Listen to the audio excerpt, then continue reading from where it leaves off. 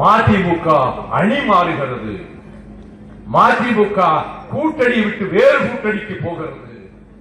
அதற்காகத்தான் தலைமை அமைச்சர் நரேந்திர மோடியை திருச்சி எம்பி சந்தித்திருக்கிறார். நாங்கள் கவலைப்படவில்லை. 2 நாள் கழித்து ஒரு நடிகர் போய் எம்பி ஆகியிருக்கிறாரே, அவர் போய் பிரதமரை பார்த்தாரே, ஏன் நீங்கள் அவரை பற்றி எழுதவில்லை?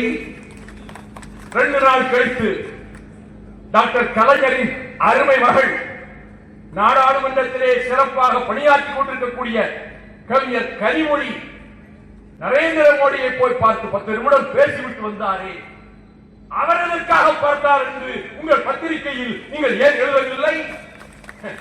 ஊருக்கு இழைத்தவன் பிள்ளையார் கோயில் ஆண்டி, ஊருக்கு இழைத்தவன் வைகோ, ஊருக்கு இழைத்த கட்சி மறுமலர்ச்சி திமுக.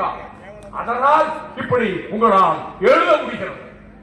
நான் எவரையும் என்றைக்கும் விமர்சித்தது கிடையாது. பத்திரிகை பலம் இல்லை என்று கவலைப்பட்டது கிடையாது.